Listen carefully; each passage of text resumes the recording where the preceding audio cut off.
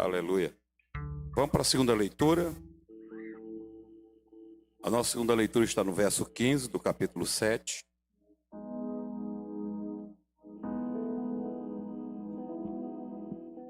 Nós vamos do verso 15 até o verso de número 29. Acautelai-vos, porém, dos falsos profetas que vêm até vós, vestidos como ovelhas, mas interiormente são lobos devoradores. A igreja, próximo. A igreja, 2, 3.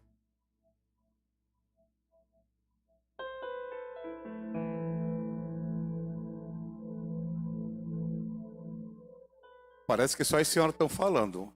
Assim toda árvore boa produz bons frutos e toda árvore má produz frutos maus. 1, 2, 3.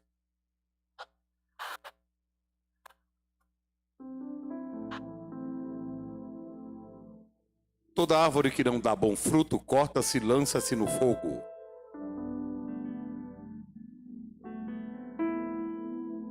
Nem todo que me diz Senhor, Senhor entrará no reino dos céus, mas aquele que faz a vontade de meu Pai que está nos céus.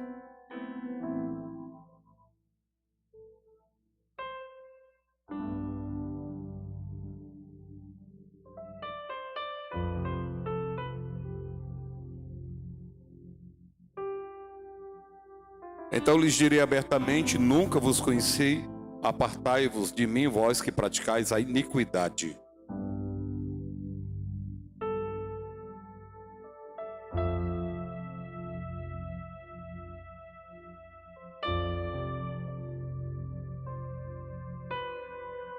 E desceu a chuva e correram rios e assopraram ventos, e combateram aquela casa e não caiu, porque estava edificada sobre a rocha.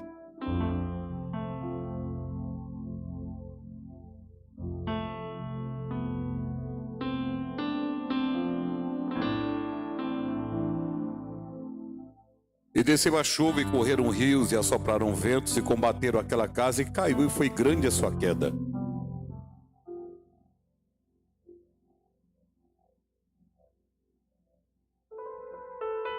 Versículo 29, o último: porquanto os ensinava como tendo autoridade, não como os escribas. Amém?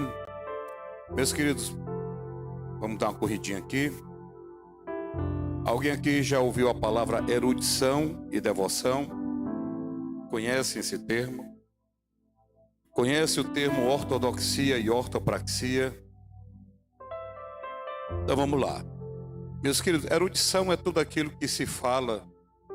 Eu quero casar erudição com ortodoxia, que é o conhecimento correto da doutrina, pelo menos da palavra. Nós vivemos num país que prega uma heterodoxia, ou a gente se perdeu, são muitos ensinamentos, e alguns deles parecem ensinamentos bíblicos, mas não são. Só que 9 anos e meses que eu estou aqui, 9 anos que toda quinta-feira eu primo muito pela ortodoxia bíblica, ou pregar a Bíblia, ou pelo menos alguns conceitos e princípios bíblicos. Mas existe um abismo muito grande. De um lado nós temos erudição, do outro lado nós temos devoção. O que é devoção? É a prática da erudição. Eu tenho 22 anos de vida acadêmica, e nesses 22 anos de vida acadêmica, a coisa que eu mais vi em alguns dos meus professores foi um abismo muito grande entre aquilo que eles ensinavam em sala de aula e a vida dele. Os irmãos não vão se escandalizar com o que eu vou falar, mas eu tive professores que davam aula em maconhados. Eu não estou falando de faculdade pública, estou falando de seminário teológico. Nesse seminário eu tinha professores que vinham da aula e a gente sentia o cheiro de bebida. Eram pessoas que não se libertaram da bebida. Mas quando você os ouvia falar, pense, Luiz, numa profundidade. Mas o mundo acadêmico é o mundo que mais tem um abismo entre a erudição e a devoção. Ou entre a ortodoxia, o conhecimento do que é correto, e a ortopraxia, a prática do conhecimento correto. Pastor João Lourenço diz que nós vivemos a época dos 2 evangelhos. Pastor João Lourenço diz que nós vivemos a época do evangelho que se prega e do evangelho que se vive. Porque a gente vê um abismo muito grande. Prega-se uma coisa, vive-se outra, ouve-se o ensinamento e não pratica o ensinamento. E o que dá base sólida a esse casamento é exatamente, olha aqui o versículo 24. Todo aquele, pois, que escuta as minhas palavras e as pratica, assemelhá-lo-ei ao homem prudente que edificou a sua casa sobre a rocha. O que é rocha? Uma base sólida. Gente, o que dá base sólida na vida de um cristão não é o quanto ele ouve. Da base sólida na vida de um cristão não é o quanto ele prega. O que dá base sólida na vida de um cristão é quando ele pega aquilo que ele ouve. E pelo menos eu estou 9 anos aqui pregando. Eu me lembro que há 9 anos atrás, quando eu cheguei aqui para pregar, teve um diácono que me pegou nos corredores, a igreja era pequena, e ele disse: pastor, está todo mundo reclamando da sua doutrina. E eu disse: por que estão reclamando da doutrina? Pastor, porque você prega difícil demais. Tem gente que sabe da doutrina e não entende o que você está falando. O senhor prega muito difícil. 9 anos se passaram e tem algumas pessoas que achavam que eu pregava difícil, já não acham mais que eu prego difícil. Já entende a linguagem. Porém, entretanto, entre mentes, não consegue praticar. Passaram a entender, mas não praticam aquilo que passaram a entender. Aí, sinceramente, tem um ditado que diz: analfabeto é aquele que... O verdadeiro analfabeto é aquele que lê, mas não lê. Eu faço um adendo, eu digo que o verdadeiro analfabeto é aquele que sabe ler e só lê porcaria. O que dá base sólida é a ortodoxia casada com ortopraxia. Depois que escuta as minhas práticas, assemelhá-lo-ei ao homem prudente que edificou sua casa sobre a rocha. Aleluia. Diminui só um pouquinho o volume desse, 50 centavos. E aqui nós vemos Jesus encerrando o texto, falando de uma tempestade. E o que é essa tempestade aqui nesse texto? Tempestade é tudo aquilo que vai testar a nossa ortodoxia e a nossa ortopraxia. Tempestade é tudo aquilo que vai testar aquilo que nós ouvimos e aquilo que nós praticamos. Ter somente ouvidos para ouvir, baixa só um pouquinho, Vonildo, só coisinha de nada.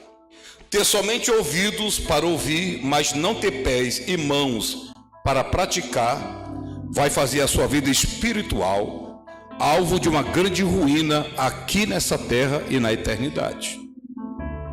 Escute a voz do profeta. Ter somente ouvidos para ouvir, mas não ter pés e mãos para praticar, vai fazer a sua vida espiritual alvo de uma grande ruína aqui e também lá naquele grande dia, um prejuízo na eternidade. Porque a Bíblia diz que todo aquele que ouve e não pratica é semelhante ao homem que edificou a sua casa sobre a areia. Quando a tempestade veio para testar aquilo que ele ouviu e testar aquilo que ele prega, que ele pratica, se o fundamento, se a base não é sólida como a rocha, e para mim ter uma base sólida como a rocha, eu tenho que alinhar o que eu ouço com aquilo que eu pratico.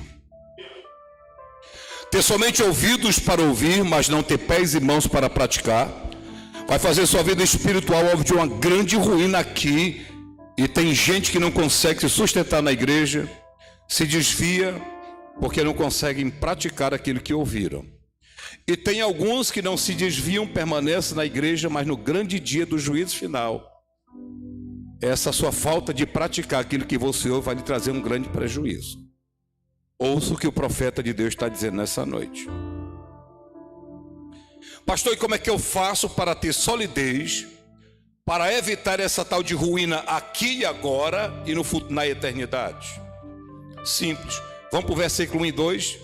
Nós vamos agora, de uma forma prática, aprender a alinhar aquilo que nós ouvimos com aquilo que nós praticamos.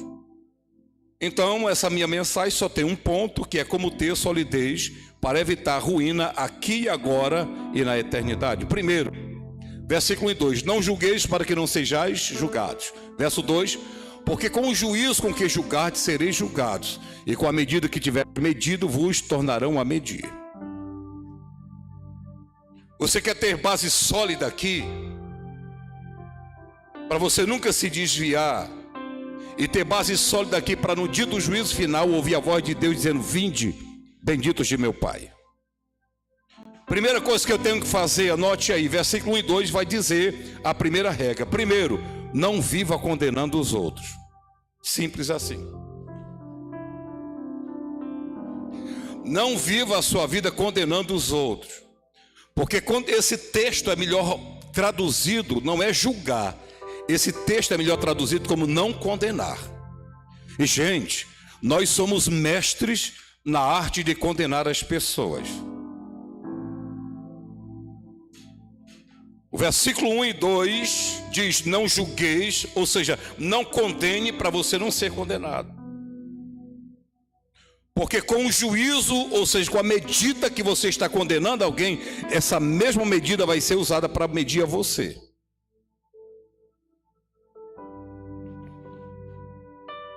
Interessante é que quando os doutores da lei pegaram a mulher em flagrante adultério, João capítulo 8, e trouxeram para Jesus e disseram: mestre, essa mulher foi pega em flagrante adultério e segundo a lei, tais mulheres devem ser apedrejadas. Interessante que eles trouxeram Jesus para julgar a mulher, mas sabe quem é que foi julgado? Você sabe quem foi julgado? Foram os doutores da lei que trouxeram a mulher. E Jesus disse: quem estiver sem pecados, que seja o primeiro a atirar a pedra. Ou seja, a medida que eles trouxeram para a mulher foi a medida deles.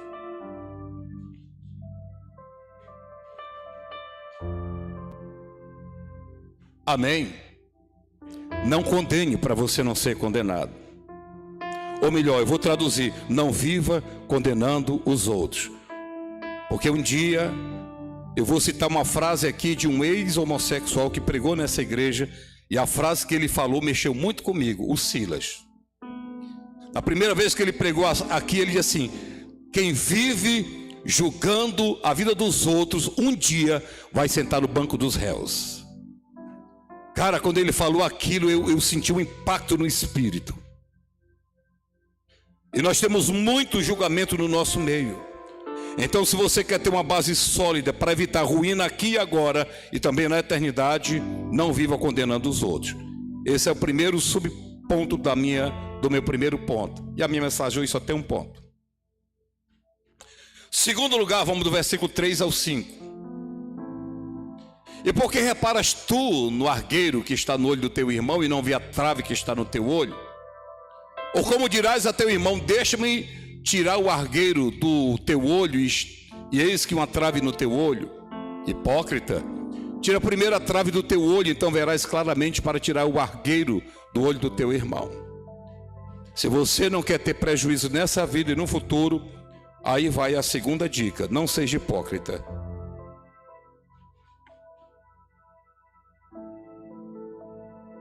Eu fico imaginando a cena, como é que alguém com um pedaço de estaca no olho, porque esse texto aqui está falando que de trave, mas está falando de uma estaca. Irmão, é uma hipérbole. Jesus está exagerando, porque como é que pode, Luiz? Já imaginou uma estaca enficada dentro do olho do cara, e o cara com a estaca no olho consegue enxergar um cisco no olho do irmão? Aí ele chega para o irmão e diz: rapaz, deixa eu tirar esse cisco que está no teu olho, tanto uma trave no olho dele.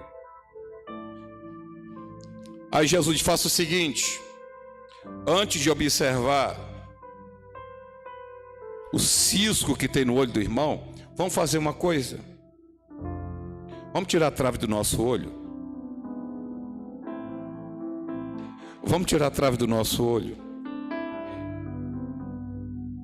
Agora deixa eu abrir um parênteses e falar um pouquinho de psicanálise. Na psicanálise, a gente estuda que tem um dos mecanismos de defesa do inconsciente chamado projeção.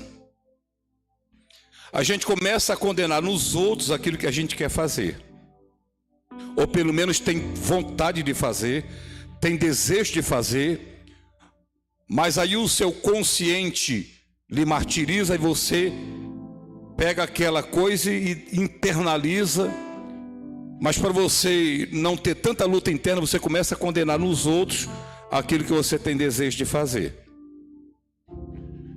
Se nós queremos ter uma base sólida para evitar ruína aqui, agora e na eternidade, primeiro, não viva condenando os outros. Segundo, não seja hipócrita. Gente, vamos olhar para a nossa própria trave que está no nosso olho. Nós vivemos condenando muito os outros e metendo na vida demais dos outros. Eu aprendi uma coisa nessa minha caminhada. Antigamente eu chegava para os outros e dava conselho se a pessoa pedir. Hoje eu só dou conselho se a pessoa me impedir. Se não me impedir, eu não dou conselhos. Eu aprendi uma coisa muito interessante com o João Lourenço. Há muitos anos atrás, no tempo da era que fazia poeira, teve um obreiro aqui que tanto ele batia na mulher como a mulher batia nele. Ele era pequeno, a mulher era grande. Aí um dia chegou aqui, a igreja ainda era pequena. Aí chegou alguém dizendo: pastor, foi a maior presepada lá embaixo. O fulano de tal tanto batia na mulher como a mulher batia nele. Aí a vizinhança toda estava lá. E pastor, foi o maior escândalo, você tem que chamar esse diácono. Aí coincidentemente eu estava no gabinete do pastor João Lourenço para resolver um negócio. Aí assim lá pelas tantas, aí o pastor assim: ei Nacélio, como é que está aquele obreiro? Ele citou o nome dele. Mas pastor, inclusive quando eu sair daqui do gabinete eu vou lá na casa dele. Aí contei o que aconteceu. Então vai lá, vou lá, porque foi o maior escândalo. Aí o pastor João Lourenço olhou para mim assim: deixa eu te fazer uma pergunta, eles te chamaram?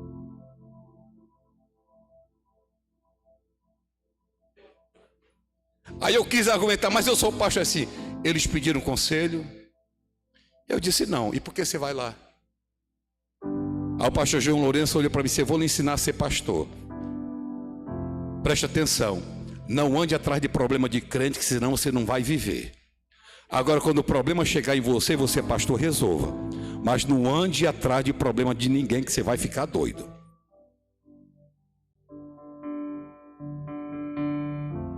Aleluia.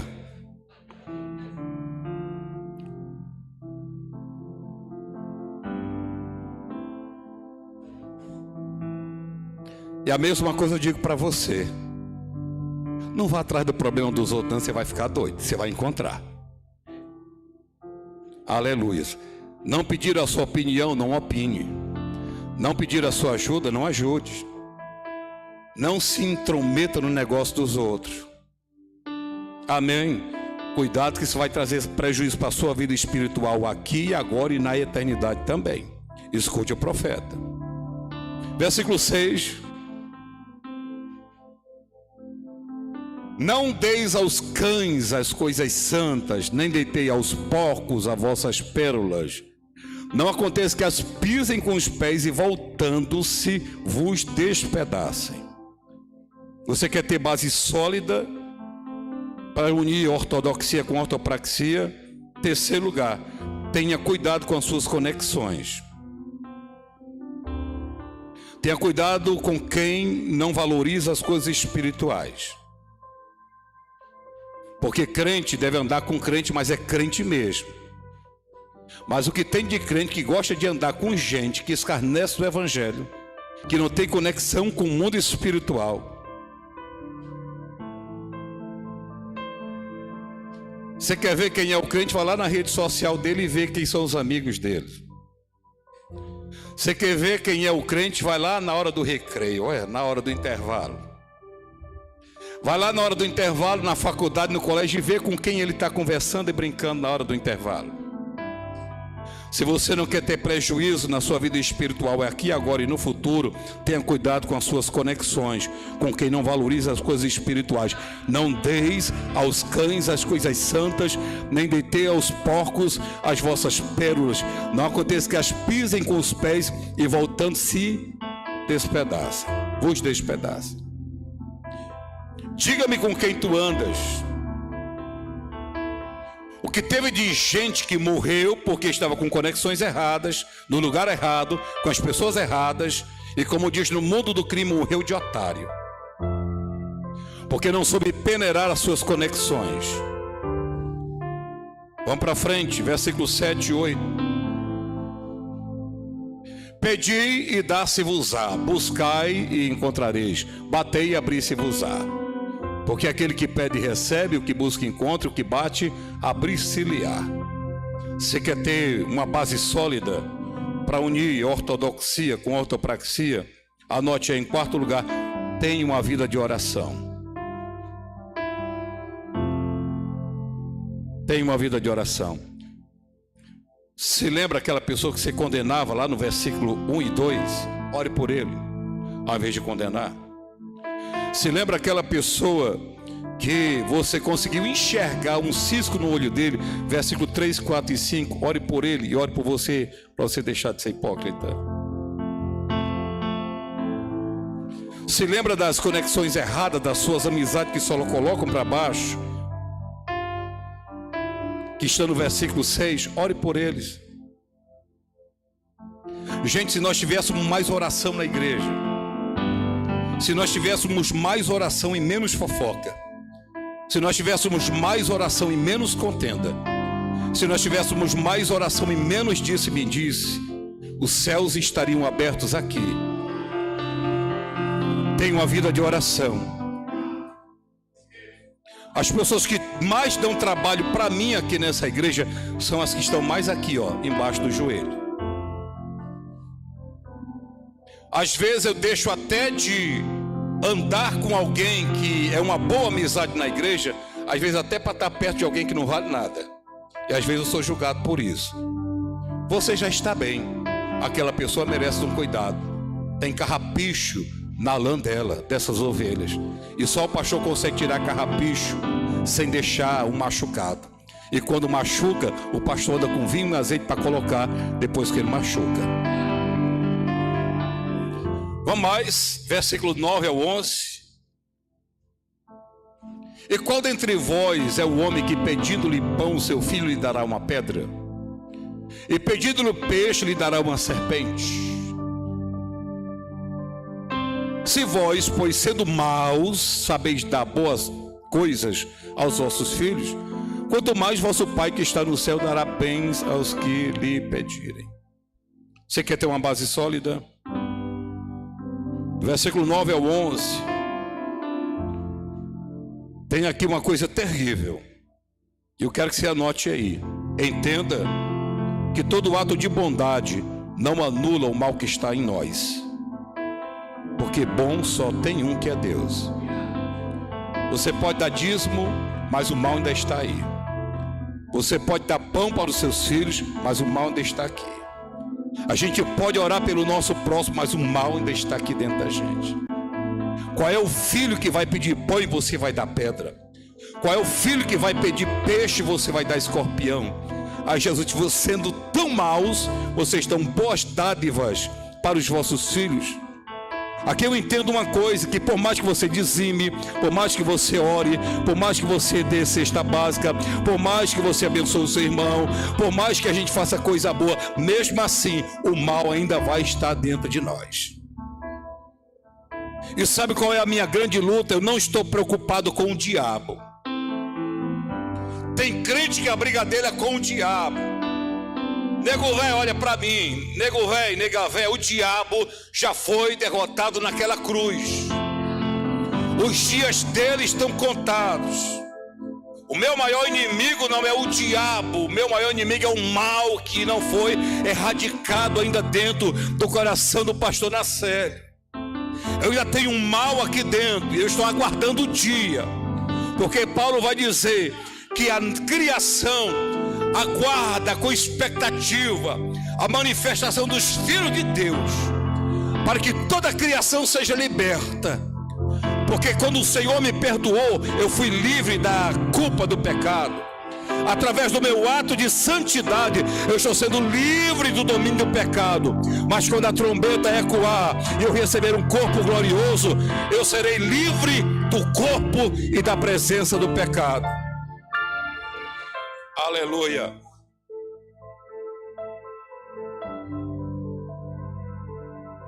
Não adianta ter uma cara de santo.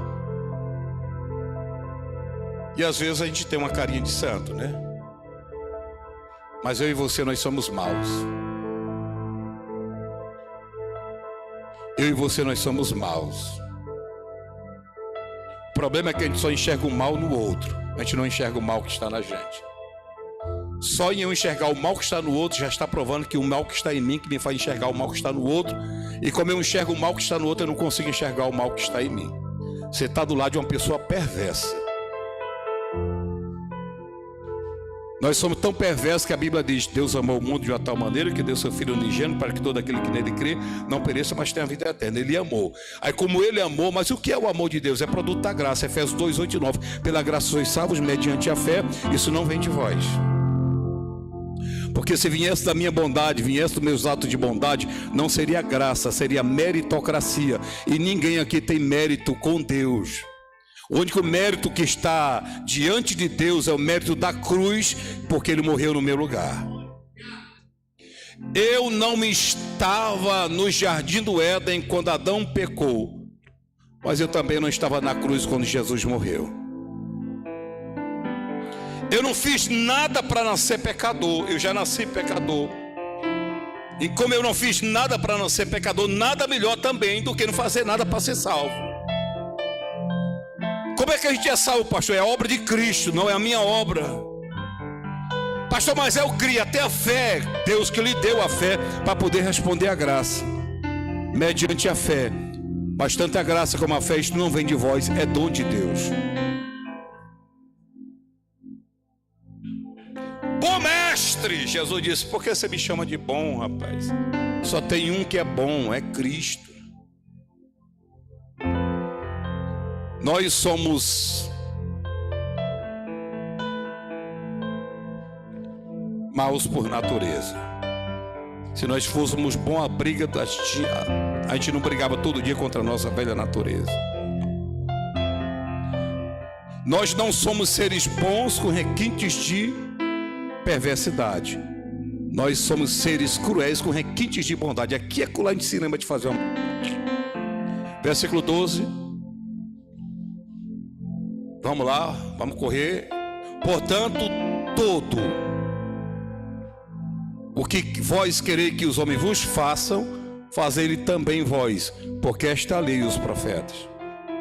Você quer ter uma base sólida? Em sexto lugar, anote aí: pratique sempre a regra de ouro do cristianismo.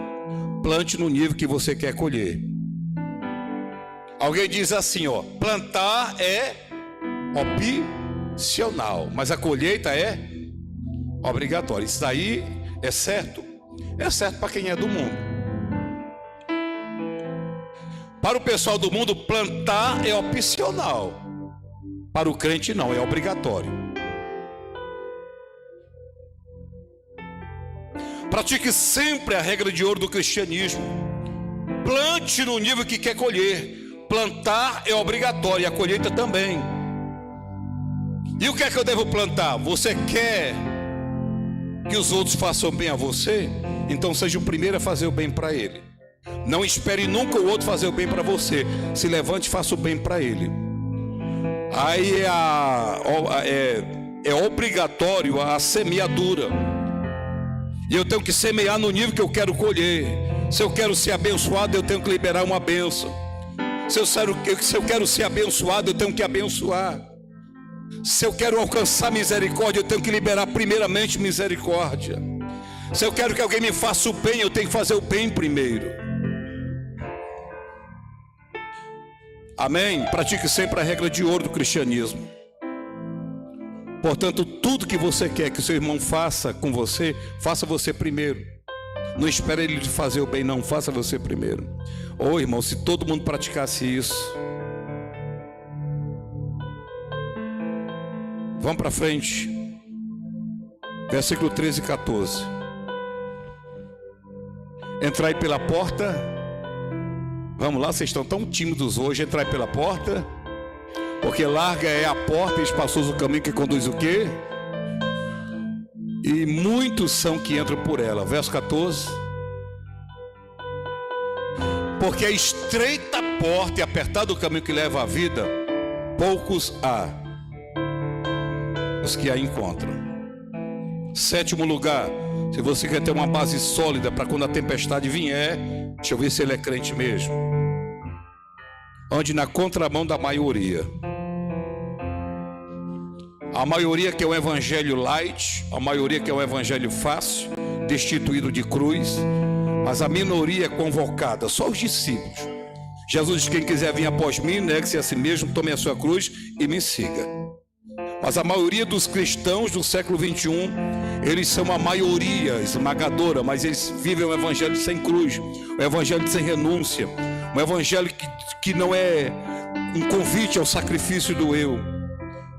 E se você não quer ir para o inferno, e se você quer ter uma vida plena que ande na contramão da maioria, o cristianismo nunca propôs facilidade. Nunca.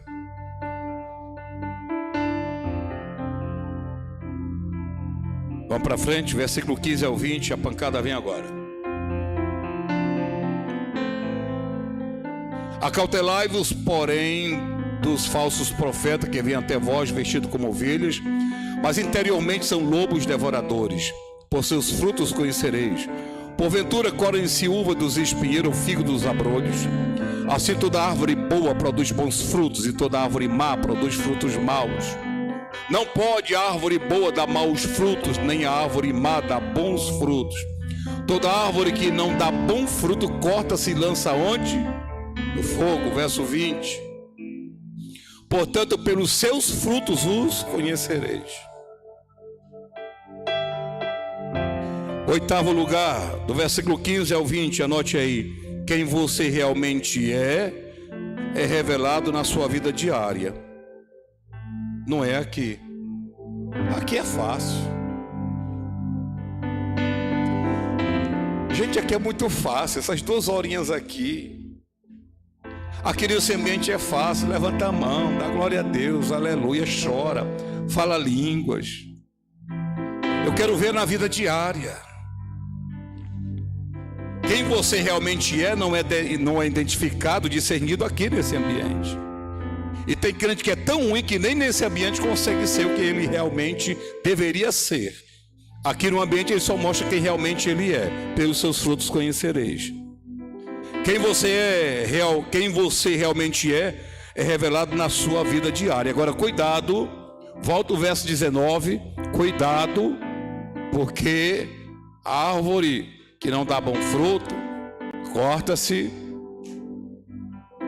e lança-se no fogo. Quem você realmente é revelado na sua vida diária. Aí eu quero lhe trazer um alerta. Escuta o profeta: cuidado com o fogo do juízo de Deus, porque um dia tem uma grande fogueira preparada para toda árvore que não produz bom fruto.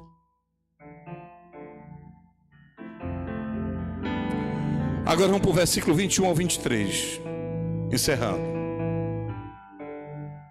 Nem todo que me diz Senhor, Senhor entrará no reino dos céus, mas aquele que faz a vontade de meu Pai que está nos céus. Muitos me dirão naquele dia: Senhor, Senhor, não profetizamos nós em teu nome não expulsamos demônios, e em teu nome não fizemos muitas maravilhas? Então lhes direi abertamente, como diz o Tiririca: quem é você? Então lhes direi abertamente: nunca vos conheci. Apartai-vos de mim, vós que praticais.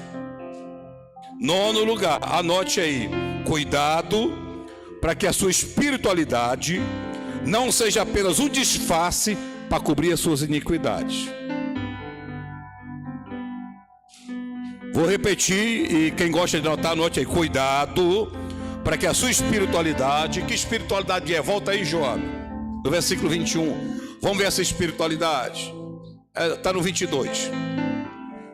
Muitos me dirão naquele dia: Senhor, profetizei no teu nome, do teu nome expulsei demônios, No teu nome eu fiz muitas maravilhas. Olha aí a espiritualidade. Gente, agora olhe para mim, sério. É por isso que esse negócio é bom, é bom. A gente está aqui na igreja, Michela, a gente chora. Isso aqui é bom. Isso mostra a nossa sensibilidade espiritual. A gente chora, a gente adora, a gente tira o pé do chão, a gente fala em línguas. Alguns sapateiam, outros profetizam, outros expulsam demônios, por aí vai. Mas, gente, isso daqui não me convence. Pode convencer um pastor menino, mas um pastor já com as marcas da caminhada, isso aí não me convence. Pregação bonita não me convence. Louvor que cai fogo do céu não me convence. Exegese não me convence. Pregação profunda não me convence. Orar e cair fogo do céu não me convence, também não convence Deus. Cuidado para que a sua espiritualidade não seja apenas um disfarce para cobrir as suas iniquidades. Muitos me dirão naquele dia: Senhor, Senhor, não profetizamos nós em teu nome, em teu nome não expulsamos demônio, em teu nome não fizemos muitas maravilhas. Vai, Joabe. Então lhes direi abertamente: nunca vos conheci, apartai-vos de mim, vós que praticais a iniquidade. Interessante que quem profetiza, ora, expulsa demônio, aquela parte toda espiritual, convence os homens, mas não convence Deus. E às vezes nós usamos a nossa espiritualidade, ou o que nós chamamos de espiritualidade. Porque, gente, vamos ser sinceros, o que adianta estar falando em línguas estranhas aqui? De que adianta estar profetizando aqui? Com todo respeito a quem profetiza, também de vez em quando Deus me pega para profetizar. De que adianta a gente ter uma espiritualidade aqui? Gente, o negócio é tão terrível que eu recebo de alguém: olha aí, pastor, as suas ovelhas. Aí me manda no zap um jovem mandando o outro jovem: deixa eu ver o tamanho do teu pênis. E está sapateando na igreja, cara. Não entendo isso.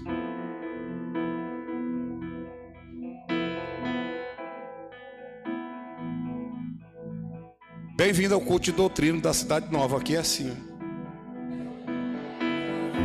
Aqui é 9 anos que a gente não alisa. Aqui só vai para o inferno quem quer. Aliás, até quem não quer vai. Porque na realidade ninguém quer ir. Mas se depender das doutrinas daqui, nego velho, vai todo mundo para o céu. De depender da doutrina, depender de ouvir, de praticar a doutrina, não fica ninguém, vai todo mundo para o céu. Mas o problema não está aí. Olha o que adianta aqui estar falando em línguas estranhas, profetizando, chorando, adorando, como muitos jovens fazem. Mas de repente é uma iniquidade. É sexo antes do casamento. É namoro escandaloso, é a mão naquilo, aquilo na mão. É gente casada pulando a cerca. Então, na igreja, está entendendo? E eu fico olhando e fico pensando: quem não te conhece é quem te compra. Aleluia. Hoje eu estava orando e eu anotei aqui o que Deus falou comigo. Estava eu e a irmã Fernanda orando e eu orando. Eu disse: Senhor, que nessa noite o Senhor abra os céus. Irmão, na hora que eu disse: Senhor, abra os céus na doutrina hoje, Deus falou poderosamente comigo. Eu anotei. E está aqui o que Deus falou. Eu anotei aqui: Deus falou enquanto eu orava. E o que foi que Ele falou? Antes de orar, para o céu se abrir, ore para os corações se rasgarem. Antes de você orar, para o céu se abrir, ore para os corações se rasgarem, para os corações se abrirem também, pois céus só se abrem onde corações estão abertos. Na hora que eu estava orando, Deus falou isso forte comigo: não ore mais para eu abrir o céu da Cidade Nova. Ore para os corações se rasgarem, para se abrirem para a minha palavra. Aí sim, quando os corações se rasgarem, se abrirem para a minha palavra, aí sim eu ouvirei dos céus, perdoarei os pecados, sararei a terra, e estarão abertos os meus olhos, atentos os meus ouvidos a toda oração que seja feita neste lugar. Vamos para casa com esse alimento. Todo aquele que, versículo 24, todo aquele, pois, que escuta essas doutrinas que são dadas toda quinta-feira aqui, pratica. Quando os padres chegaram aqui no Brasil e evangelizaram os índios, aí quando eles evangelizaram os índios, ensinaram os índios a fazer o Pai Nosso. Aí uma vez perguntaram ao índio: você aprendeu toda a catequese? Aí o índio respondeu: aprendi. O difícil é espalhar na cara. A parte mais difícil é espalhar na cara. Então alguns índios aqui têm dificuldade de espalhar na cara a catequese.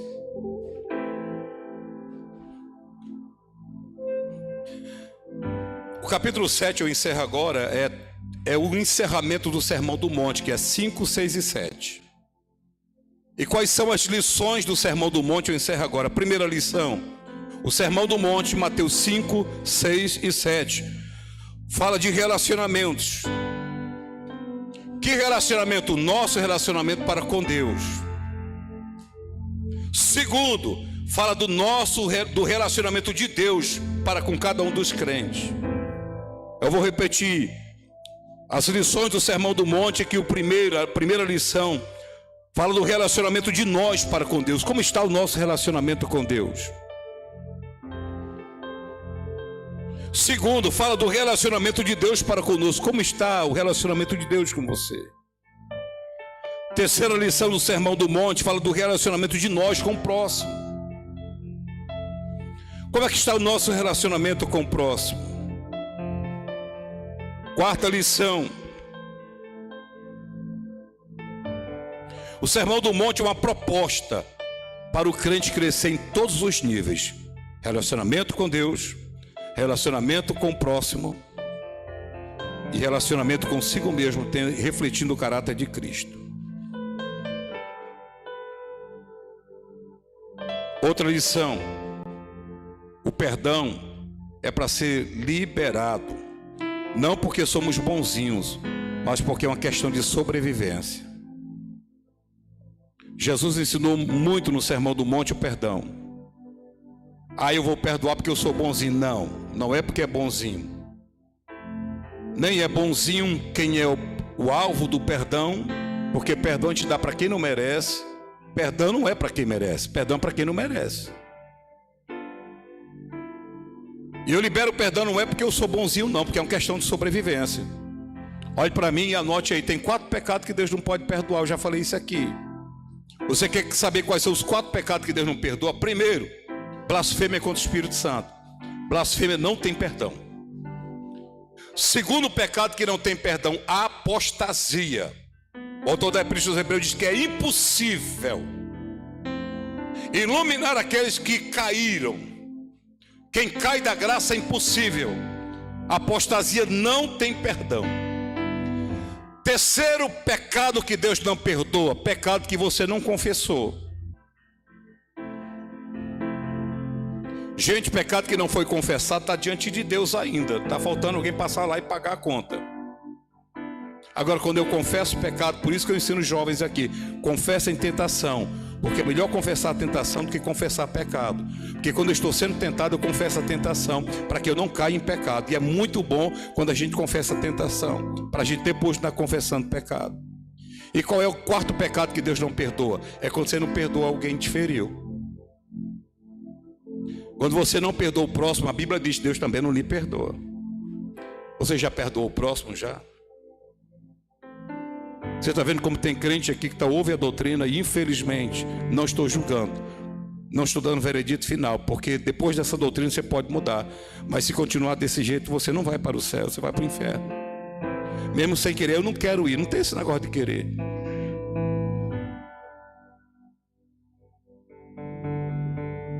O perdão é para ser liberado, não porque somos bonzinhos, mas porque é uma questão de sobrevivência espiritual. Gente, ou nós vamos ter que aprender a perdoar uns aos outros, ou então não vai ter sobrevivência espiritual nem aqui e nem no dia do juízo. Mais uma lição do Sermão do Monte, anote aí, nossa meta. Qual é a nossa meta? É ser próspero, é ir para o céu? Não. O Sermão do Monte nos ensina que a nossa meta deve ser suportar uns aos outros em amor. Pastor, eu tenho que suportar esse bicho velho? Tem, e é com amor. Pastor, eu tenho que suportar essa bicha velha aqui? Tem, ainda é com amor. Pastor, eu tenho que suportar esse figura aqui? Tem, e é com amor. Nossa meta deve ser suportar uns aos outros em amor. Outra lição: o céu não é para todos, deveria ser, mas não é. E para o inferno, até quem não quer ir vai. O céu não é para todos, mas deveria ser, mas não é. Penúltima lição, anote aí: as pessoas que mais odiamos são as mais presentes em nossa vida. Essa pessoa que você guarda amargo no coração, se você odeia, ela está mais presente na sua vida do que você possa imaginar. Pensa nela aí, pensa nele agora. Veja o que você sente.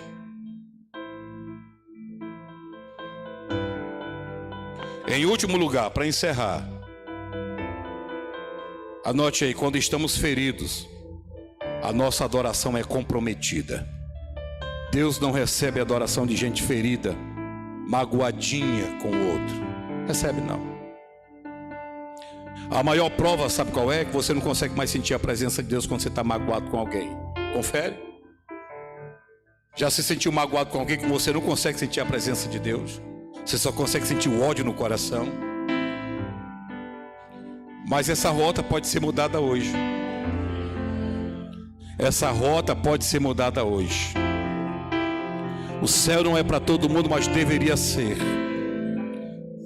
O céu tem um lugar lindo nos aguardando. Tem um lugar reservado para mim e para você lá. Pastor, como é que eu faço para ir para lá? Ortodoxia com ortopraxia. Ouve e pratique.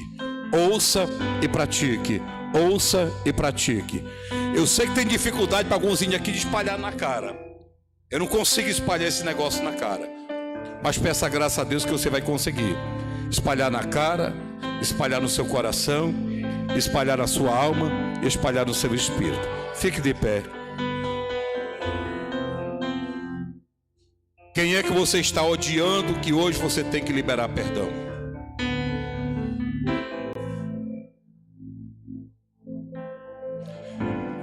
Gente, olhe para mim, eu vou fazer uma oraçãozinha. Vocês sabem o quanto eu amo as pessoas. E vocês sabem que uma doutrina como essa é uma doutrina carregada de amor.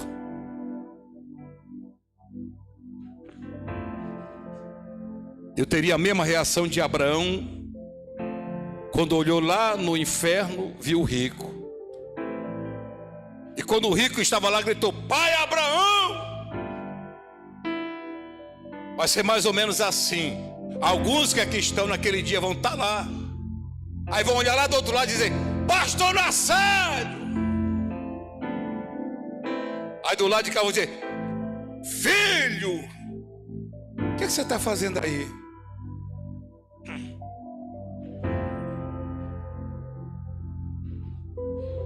O que você está fazendo aí? Pai Abraão. E Abraão disse: Filho. Do lado do inferno alguém chamando pai. E do lado do céu alguém dizendo: Filho. Deixa eu ir para aí. Não dá, tem um abismo. Tem um abismo muito grande entre eu e você.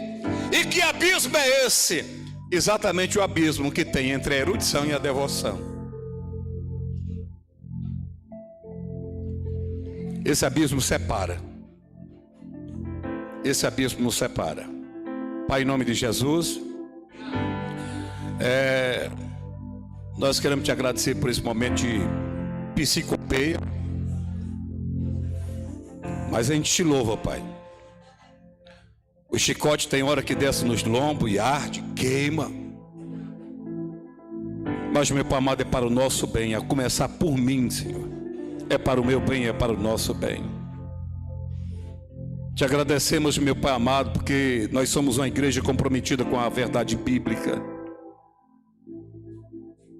Paizinho, nos dá, meu Pai querido, o que é necessário para que nós escapemos dessa condenação. Nos ajuda a nós atentarmos para tão grande salvação, como diz o autor da Epístola aos Hebreus, Pai. Pai amado, que nós possamos fluir como comunidade. Em nome de Jesus, Pai. Das armas necessárias para o teu filho e para a tua filha, para que nós venhamos escapar da condenação do inferno, Pai. Nós queremos ir para o céu, mas o caminho para o céu, a porta é estreita e o caminho é tão apertadinho, Senhor. Mas passa um óleo em nós, Pai, para a gente passar, nem que seja de bandinha, Pai, nessa porta estreita. Passa um óleo em nós, Pai, passa um óleo.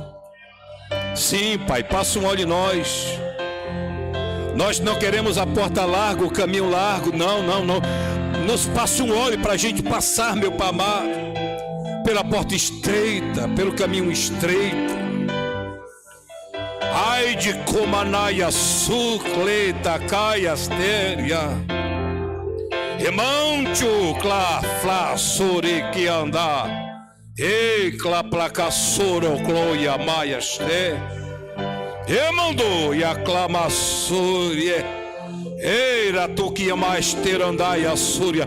Gere em nós arrependimento, Pai. Gere em nós arrependimento.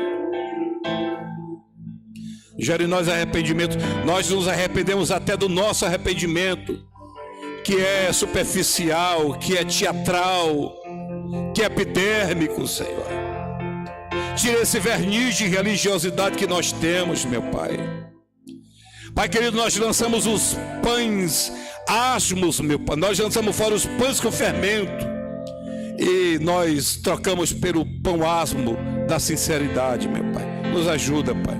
Não é fácil. O Senhor está vindo para arrebatar a sua igreja, Pai. E muitos ficarão, Senhor. Muitos ficarão, Senhor. Mas ajuda o teu filho, a tua filha, a ter um encontro contigo hoje, meu Pai. Independente de 10, 15, 20, 30 anos de fé, Senhor. Pai querido, não, em tempo de fé não salva ninguém, Senhor. Mas o ser uma nova criatura, meu Pai. Faz assim, meu Pai. Ajuda, meu Pai amado, o teu filho, pastor Nacélio, a chegar ao céu. Ajuda as ovelhas que ele lidera, Pai amado, a chegarem lá também, Senhor. Ajuda-nos, meu Pai. Aleluia. Oh, aleluia. Aleluia. Em nome de Jesus. Amém. Vamos receber a bênção apostólica, gente. Alguém uma vez chegou para mim e disse assim: pastor Nacélio, não está vendo não aquele jovem dormindo na casa do outro? E alguém foi me defender e disse: o pastor Nacélio agora tem que andar de moto de madrugada vendo isso, é? Ele já ensina lá no púlpito da igreja. Ora, cara, se você vai dormir na casa do namorado e seu pai e sua mãe não diz nada, quem sou eu para dizer? O negócio é que o seu pai e sua mãe te vira, dá teus pulos. Agora não diga que não foi avisado. Estenda a mão para receber a palmatorada. Mas eu falo isso é com amor. O amor de Deus nosso Pai, a graça e a paz do nosso Senhor e Salvador Jesus Cristo, a comunhão e a consolação do doce Espírito venha sobre a sua igreja desde agora, e quem saiu machucado diz amém. Todo mundo lascado. Gente, sábado a nossa cruzada. O negócio foi tão sério que eu esqueci a falar antes da pregação. Sábado a nossa cruzada, toda a igreja convocada. Os obreiros ficam e os músicos também, viu? Júnior, Davi,